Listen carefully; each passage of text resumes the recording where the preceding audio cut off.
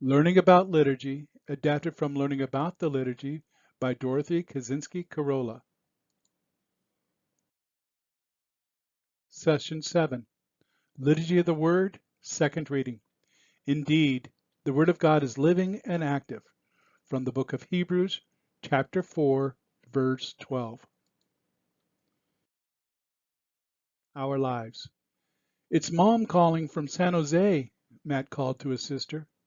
Megan picked up the extension in the other room. How's your business trip going? She asked. Just fine, Mom replied, but I really want to know how all of you are doing. Are you being helpful to Grandma? We are, they answered together. How about your homework?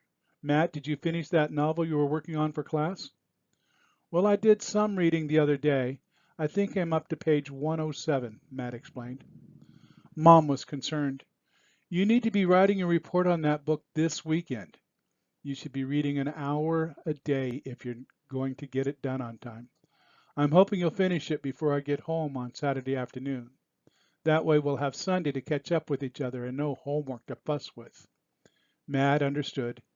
That's the only work I have, so I'll spend lots of time on it before you get home. Megan chimed in. I'm kind of worried about tomorrow's math test. I wish you were here to help me study. I know Grandma can help you with that, Mom assured her. And we did plenty of work on the multiplication tables right before I left. Just study, and I'm sure you'll do fine. Megan and Matt were glad to have spoken with their mom. Matt knew he had to work hard on his book report. Megan felt more confident about her math test. Our liturgy. It is important for people to keep in touch with each other, even when they are far away. Today we can do this with phone calls, texts, or email.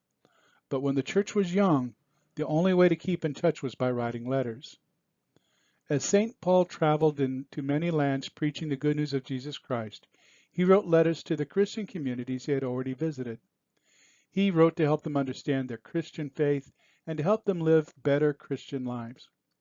These letters are in the Bible. The second reading at Mass, after the Psalm, is often a piece of one of these letters. Just as Matt and Megan's mom offered advice and encouragement, St. Paul did the same with the newly formed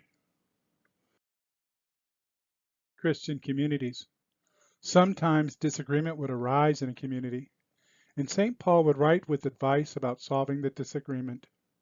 Sometimes the early Christians found it difficult to keep their new faith.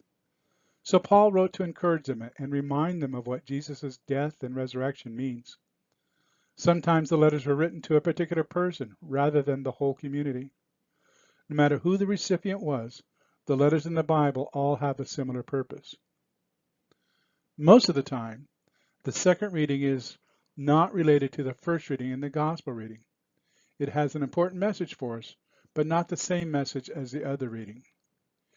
During ordinary times, the second reading is more or less a continuous reading from one or more of St. Paul's letters. During the special seasons of Advent, Christmas, Lent, and Easter, the second reading more closely corresponds to the other two. Something to know.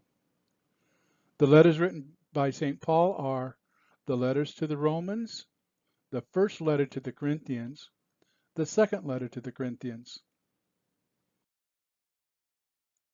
the letter to the Galatians, the letter to the Ephesians, the letter to the Philippians, the letter to the Colossians, the first letter to the Thessalonians, the second letter to the Thessalonians, the first letter to Timothy, the second letter to Timothy, the letter to Titus, and the letter to Philemon.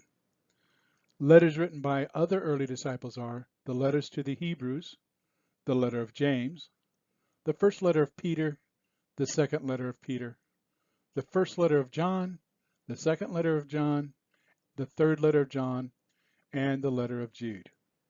Sometimes the second reading is taken from a book that is not a letter. The Acts of the Apostles tells the story of the early church. The book of Revelation, the last book of the Bible, is a symbolic book about the final days. Living our liturgy. We know that the Bible is the inspired word of God. So when we hear a reading from one